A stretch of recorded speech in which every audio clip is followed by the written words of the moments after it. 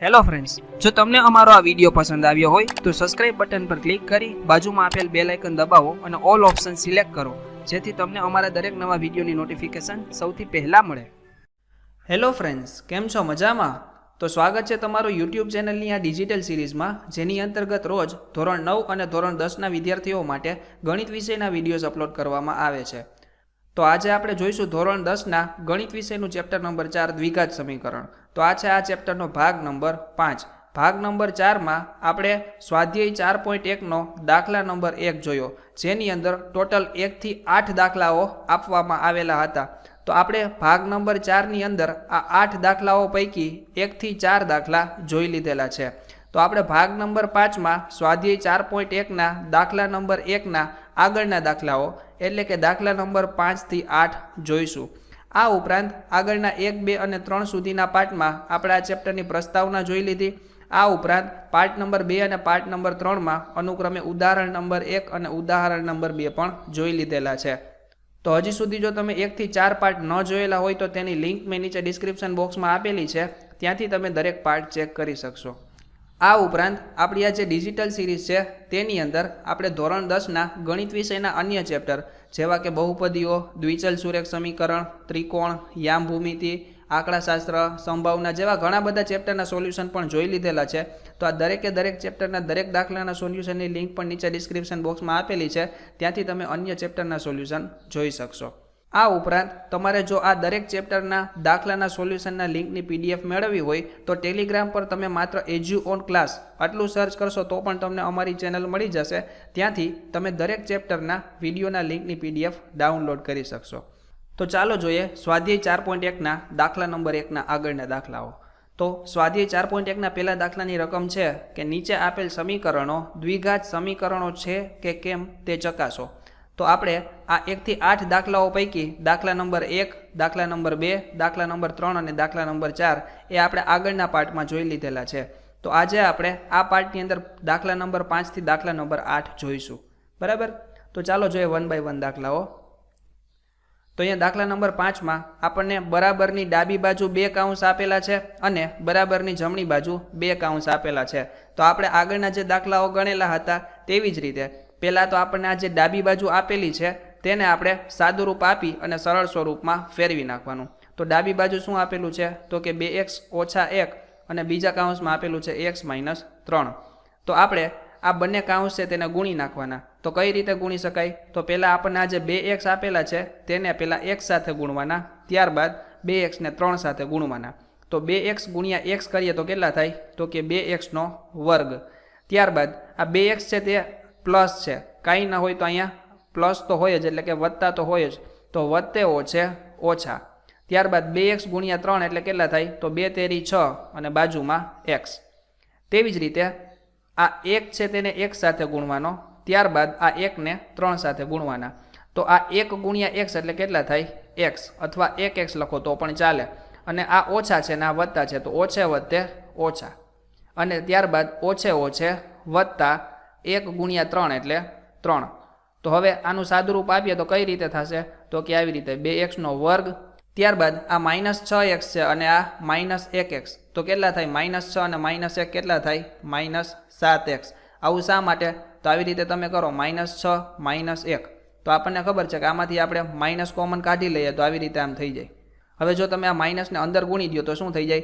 6 છે તે પ્લસ છે તો વત્તે ઓછે ઓછા, અને આ પણ 1 પ્લસ છે તો વત્તે ઓછે ઓછા. તો શું થશે અહીંયા 6 ને 1 7 અને આગળ શું આવશે માઇનસ. માટે આપણે અહીંયા શું કર્યું -7. બરાબર? ત્યારબાદ અહીંયા અચળ સંખ્યા કેટલી આપેલી છે 3, તો અહીંયા લખવાના 3. તો હવે આપણને આ જે સમીકરણ આપેલું છે ડાબી બાજુ તેને આપણે વધારે સરળ સ્વરૂપમાં ફેરવી શકશું નહીં. ત્યારબાદ આપણે જમણી બાજુ છે તેને આપણે આવી રીતે કૌંસ ખોલી અને સરળ સ્વરૂપમાં લખવાનું. તો x + 5 અને x - 1 આપેલા છે. તો પહેલાં આ x નો x સાથે ગુણાકાર, તો કેટલો થાય x નો વર્ગ.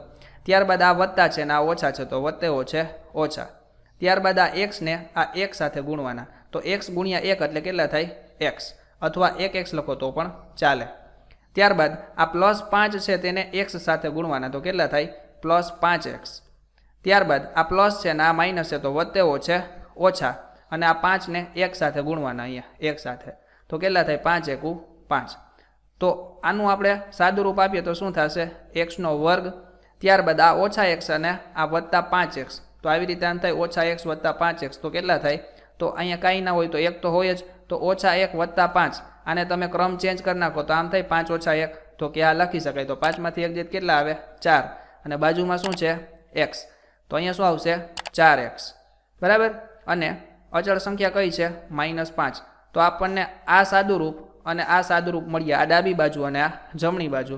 તો હવે આપણે આ બંને જે સાદું રૂપના સમીકરણ મળ્યા તેને આપણે સરખાવી દેવાના. તો આવી રીતે આમ થશે કે 2x નો વર્ગ -7x વત્તા 3 બરાબર શું છે x નો વર્ગ વત્તા 4x -5. ત્યારબાદ આ જમણી બાજુ જે પદ છે તેને આપણે ડાબી બાજુ લઈ લેવાના. તો શું થશે તો કે 2x નો વર્ગ -7x વત્તા 3. હવે આ x વર્ગ વત્તા છે તો સામેની સાઈડ આવશે તો માઇનસ થઈ જશે. તેવી જ રીતે આ 4x વત્તા છે તો સામેની સાઈડ આવે તો માઇનસ થઈ જશે, અને આ -5 છે તો સામેની સાઈડ આવે તો +5 થઈ જશે, બરાબર 0. બરાબર 0 શા માટે તો કે આ બધા પદ સામેની સાઈડ આવી ગયા તો અહીંયા શું વધ્યું 0, બરાબર. તો હવે પેલા વર્ગવાળા પદ છે આપણે તેનું સાદું રૂપ આપવાનું. તો આ 2x નો વર્ગ અને આ -x નો વર્ગ, તો 2x ના વર્ગમાંથી 1x ના વર્ગને બાદ કરીએ તો કેટલા મળે 1x નો વર્ગ, અથવા તમે ખાલી x વર્ગ લખો તો પણ ચાલે. ત્યારબાદ આ -7x અને આ -4x, તો -7 -4 કેટલા થાય તો કે માઇનસ કોમન કાઢી લ્યો તો 7 વત્તા 4 આવી રીતે આમ થાય. તો 7 ને 4 કેટલા થાય 11, અને આગળ માઇનસ, અને બાજુમાં તો શું છે અહીંયા બેયમાં x છે તો અહીંયા તો x આવશે જ, તો અહીંયા થશે -11x, બરાબર. અને ત્યારબાદ અહીંયા 3 અને અહીંયા 5, તો 3 ને 5 કેટલા થાય 8, બરાબર 0. તો આપણે આગળના જે દાખલાઓ છે આ ઉપરાંત પ્રસ્તાવનાનો જે વિડીયો છે તેમાં જોયેલું હતું કે કોઈ પણ દ્વિઘાત સમીકરણ હોય તો તેનું વ્યાપક સ્વરૂપ તમે આવી રીતે આમ લખી શકો, ax નો વર્ગ વત્તા bx વત્તા c બરાબર 0. તો આ સમીકરણને આપણે આ સમીકરણ સાથે જો સરખાવી શકીએ તો આપણે એવું કહી શકીએ કે આ જે સમીકરણ છે તે દ્વિઘાત સમીકરણ છે, અધરવાઇઝ નથી. તો અહીંયા આપણે ચેક કરી શકીએ છીએ કે a બરાબર 0 ન હોય તે માટે, મતલબ કે અહીંયા a ની વેલ્યુ કેટલી છે 1 છે. જો અહીંયા a ની વેલ્યુ 0 હોય તો શું થઈ જાય 0 ગુણ્યા x વર્ગ એટલે 0 જ થઈ જાય, બરાબર. તો આ દ્વિઘાત સમીકરણ ના રહે, તો એકઘાત સમીકરણ થઈ જાય. તો અહીંયા તો આપણને દ્વિઘાત સમીકરણનું કહ્યું છે, તો અહીંયા a બરાબર 0 નથી, તે માટે આ જે સમીકરણ છે તે આ વ્યાપક સ્વરૂપ એટલે કે ax નો વર્ગ વત્તા bx વત્તા c બરાબર 0 પ્રકારનું સમીકરણ છે. માટે આપણે એવું કહી શકીએ કે આ સમીકરણ છે તે દ્વિઘાત સમીકરણ છે. દ્વિઘાત સમીકરણ એટલે કે જે સમીકરણની ઘાત કેટલી હોય 2 હોય તેને શું કહેવાય દ્વિઘાત સમીકરણ. તો આપણે આ જે સમીકરણ છે તેની ઘાત કેટલી છે 2 જ છે, માટે આ દ્વિઘાત સમીકરણ છે, બરાબર. ત્યારબાદ જોઈએ નેક્સ્ટ દાખલો. તો જુઓ અહીંયા આપણને આ જે ડાબી બાજુ આપેલું છે તે આપણને સરળ સ્વરૂપમાં જ આપેલું છે, x નો વર્ગ વત્તા 3x વત્તા 1, અને જે જમણી બાજુ છે તે આપણને આવી રીતે આપેલું છે x - 2 નો વર્ગ. તો અહીંયા આપણને આ જે પદ આપેલું છે તેનું આપણે વ્યાપક સ્વરૂપ લખીએ તો આવી રીતે આમ થાય x - a નો વર્ગ. આનું જો આપણે વિસ્તરણ કરીએ તો આવી રીતે આમ થાય પહેલા પદનો વર્ગ ઓછા 2 ગુણ્યા પેલું બીજું પદ વત્તા બીજા પદનો વર્ગ. તો આવી જ રીતે આપણે આ જે પદ છે તેનું વિસ્તરણ કરવાનું છે. તો કઈ રીતે થશે તો પહેલા પદનો વર્ગ ઓછા 2 ગુણ્યા પેલું બીજું પદ, તો પેલું પદ x છે અને બીજું પદ 2 છે, વત્તા બીજા પદનો વર્ગ એટલે 2 નો વર્ગ. તો હવે આપણે આનું સાદું રૂપ આપીએ તો શું થાય તો કે x નો વર્ગ, ત્યારબાદ ઓછા 2 દુ 4, બાજુમાં શું આવશે x, અને વત્તા 2 નો વર્ગ કેટલો થશે 4. તો હવે આપણને આ જે ડાબી બાજુનું સમીકરણ મળ્યું તે અને આ જે જમણી બાજુનું સમીકરણ મળ્યું તે, આ બંનેને આપણે સરખાવી દઈશું. તો અહીંયા લખવાનું આવી રીતે કે x વર્ગ વત્તા 3x વત્તા 1 બરાબર શું આપેલું છે તો કે x વર્ગ - 4x વત્તા 4. હવે આ બધા પદને આપણે ડાબી બાજુ લઈ લેવાના, તો બધાની નિશાની ચેન્જ થઈ જશે. તો પદ આપણને આવી રીતે આમ મળે વત્તા 1 બરાબર શું થશે, આ x વર્ગ સામેની સાઈડ જશે તો પ્લસ છે તો માઇનસ થઈ જશે, આ 4x માઇનસ છે તો પ્લસ થઈ જશે, અને આ પ્લસ છે તો માઇનસ થઈ જશે, બરાબર 0. તો હવે જુઓ આ x વર્ગ છે અને આ -x વર્ગ છે, તો x વર્ગમાંથી x વર્ગ બાદ કરો તો કેટલા મળે 0 મળે ને. તો મતલબ કે આ પદ અને આ પદ કેન્સલ થઈ જશે, બરાબર. તો અહીંયા આપણે એની જગ્યાએ કાંઈ લખવાનું રહેશે નહીં. ત્યારબાદ આ 3x અને આ 4x, તો 3 ને 4 કેટલા થાય 7, અને બાજુમાં તો શું છે x. તેવી જ રીતે આ +1 અને આ -4, તો 1 માંથી 4 બાદ કરો તો કેટલા મળે? તો 4 માંથી 1 જાય તો 3 મળે અને મોટા પદની નિશાની, તો મોટું પદ કયું છે? 4, તો તેની નિશાની કેવી છે? ઓછા. તો અહીંયા શું આવશે? માઇનસ. બરાબર. તો અહીંયા શું આવશે? -3 બરાબર 0. તો હવે જુઓ, આ સમીકરણને તમે આવી રીતનું જે સમીકરણ છે તેની સાથે સરખાવી શકો છો? તો કે ના, નહીં સરખાવી શકાય. શા માટે? કારણ કે અહીંયા વર્ગવાળું પદ તો છે જ નહીં. જે પદની ઘાત 2 હોય તેવું પદ તો અહીંયા છે જ નહીં. તો અહીંયા આપણને આ જે સમીકરણ આપેલું છે તે દ્વિઘાત સમીકરણ નથી. તો અહીંયા લખવાનું કે a is not equal to 0 માટે ax વર્ગ વત્તા bx વત્તા c બરાબર 0 પ્રકારનું આ સમીકરણ નથી. માટે આ આપેલ સમીકરણ દ્વિઘાત સમીકરણ નથી. ત્યારબાદ ત્રીજો દાખલો જોઈએ. તો જુઓ, 7મો દાખલો છે તેમાં આપણને ડાબી બાજુ આવી રીતે આપેલું છે કે x વત્તા 2 અને આખા કાઉન્સનો ઘન. તો આ રીતનું આપણને જ્યારે પદ આપેલું હોય તેનું વ્યાપક સ્વરૂપ આપણે વિસ્તરણ કરીએ તો આવી રીતે આમ થાય કે પહેલા પદનો ઘન વત્તા 3 ગુણ્યા પહેલા પદનો વર્ગ અને બાજુમાં બીજું પદ વત્તા 3 ગુણ્યા પહેલું પદ એમનેમ અને બાજુમાં બીજા પદનો વર્ગ વત્તા છેલ્લે શું આવશે? તો કે બીજા પદનો ઘન. આવી રીતે આપણે આ જે પદ આપેલું હોય તેનું આપણે વિસ્તરણ કરી શકીએ જ્યારે આપણને અહીંયા ઘન આપેલો હોય ત્યારે. તો આવી જ રીતે આપણે આ જે પદ આપેલું છે તેનું વિસ્તરણ કરીએ તો કઈ રીતે થશે? તો કે પહેલા પદનો ઘન વત્તા 3 ગુણ્યા પહેલા પદનો વર્ગ એટલે x નો વર્ગ અને કાઉન્સમાં શું આવશે? બીજું પદ તો 2 વત્તા 3 ગુણ્યા પહેલું પદ એમનેમ બીજા પદનો વર્ગ એટલે કે 2 નો વર્ગ વત્તા જે છેલ્લું પદ આપેલું છે એટલે કે બીજું પદ તેનો ઘન. તો આનું તમે સાદુરૂપ આપો તો કઈ રીતે થાય? તો કે x નો ઘન વત્તા 3 દુ 6 x નો વર્ગ વત્તા અહીંયા તમે જુઓ 2 નો વર્ગ 4 થાય અને 4 તેરી 12 થાય તો 12x વત્તા 2 નો ઘન કેટલો થાય? તો 2 દુ 4 દુ 8. બરાબર. 2 નો ઘન એટલે આવી રીતે 2 ગુણ્યા 2 ગુણ્યા 2 તો 2 દુ 4 4 દુ 8 આવી રીતે. બરાબર. તો આપણને આ રીતનું એક સમીકરણ મળે છે ડાબી બાજુ તમને જે સમીકરણ આપેલું છે તેનું વિસ્તરણ કરતા. ત્યારબાદ આપણને જમણી બાજુ આવી રીતે આમ આપેલું છે કે 2x કાઉન્સમાં x વર્ગ ઓછા 1. તો પહેલાં આપણે આ 2x નો ગુણાકાર આ x સાથે કરવાનો, ત્યારબાદ 2x નો ગુણાકાર 1 સાથે કરવાનો. તો કઈ રીતે થશે? તો 2x ગુણ્યા x વર્ગ કરીએ તો આવી રીતે થાય 2x નો ઘન. શા માટે? તો કે x ગુણ્યા x વર્ગ એટલે x નો ઘન અને અહીંયા કાંઈ ના હોય તો 1 હોય તો 2 ગુણ્યા 1 એટલે 2. ત્યારબાદ આ પ્લસ છે અને આ માઇનસ છે તો વધેવો છે ઓછા 2x ગુણ્યા 1 એટલે 2x.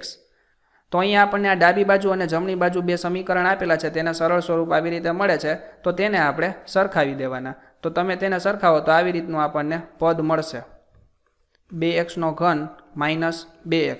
તો હવે આપણે આ ડાબી બાજુ આ પદને લઈ લઈએ તો આવી રીતે આ મળે 6x નો વર્ગ વત્તા 12x વત્તા 8 માઇનસ 2x નો ઘન. આ પ્લસ છે તો માઇનસ થઈ જશે અને આ માઇનસ છે તો પ્લસ થઈ જશે અને બરાબર 0. તો જુઓ, ઘનવાળા પદ હોય પહેલાં તેનું સાદુરૂપ આપવાનું. તો આ x નો ઘન અને આ માઇનસ 2x નો ઘન.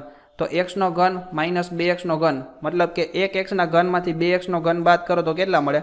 તો 1 માંથી 2 બાદ કરો તો કેટલા મળે? તો 2 માંથી 1 જાય તો 1 અને આગળ મોટા પદની નિશાની તો મોટું પદ 2 છે તો આગળ શું આવે? માઇનસ અને બાજુમાં x નો ઘન તો છે જ. બરાબર. તો અહીંયા શું આવશે? x નો ઘન અને આગળ શું આવશે? માઇનસ. અહીંયા 1 લખો તો પણ ચાલે, ન લખો તો પણ ચાલે. ત્યારબાદ વર્ગવાળા પદને જોઈએ તો વર્ગવાળું પદ અહીંયા એક જ છે તો 6x નો વર્ગ તો લખવાનું વત્તા 6x નો વર્ગ. ત્યારબાદ આ 12x અને આ 2x તો 12 ને 2 કેટલા થાય? 14x અને બે પદ વત્તા છે તો અહીંયા શું આવશે? વત્તા. અને ત્યારબાદ અચળ પદ તો 8 છે તે અચળ પદ છે તો શું આવશે? વત્તા 8 બરાબર 0. તો અહીંયા તમે જુઓ આ સમીકરણ છે તેને તમે વ્યાપક સ્વરૂપ સાથે સરખાવો તો ax નો વર્ગ વત્તા bx વત્તા c બરાબર 0. તો જુઓ અહીંયા ax નો વર્ગ છે, bx છે અને c છે, પણ એના સિવાય અહીંયા તમને 3 ઘાતવાળું પણ એક પદ આપેલું છે. તો મતલબ કે આ જે સમીકરણ છે તેની ઘાત કેટલી છે? 3 છે. પરંતુ આપણે તો કેટલી ઘાતવાળું સમીકરણ જોઈએ છે? દ્વિઘાત. દ્વિ એટલે 2 ઘાતવાળું સમીકરણ. મતલબ કે જે સમીકરણમાં સૌથી મોટી ઘાત 2 હોય તેવું સમીકરણ. તો અહીંયા તો સૌથી મોટી ઘાત 3 છે તો આ તો ત્રિઘાત સમીકરણ છે, દ્વિઘાત સમીકરણ નથી. તો અહીંયા લખવાનું કે માટે વ્યાપક સ્વરૂપ છે તે પ્રકારનું આ સમીકરણ નથી, માટે આપેલ સમીકરણ દ્વિઘાત સમીકરણ નથી. બરાબર. ત્યારબાદ જોઈએ નેક્સ્ટ દાખલો. તો જુઓ આગળનો દાખલો જે પ્રકારે જોયો તે જ રીતનો આ દાખલો છે. તો ડાબી બાજુ આપણને જે પદ આપેલા છે તેમાં તો આપણને કોઈ સરળ અથવા સાદુરૂપ આપણે કરી શકીએ તેમ નથી. તો જેમ છે તેમ લખી નાખીએ. ત્યારબાદ જમણી બાજુ છે તો તમને આપેલું છે x માઇનસ 2નો ઘન. તો હમણાં જ આપણે આગળ જોયેલું હતું તે રીતે આપણે આનું વિસ્તરણ કરી શકીએ. તો કઈ રીતે થશે જુઓ, તો કે પહેલા પદનો ઘન, અહીંયા ઓછા આપેલા છે તો અહીંયા ઓછા આવશે, બરાબર.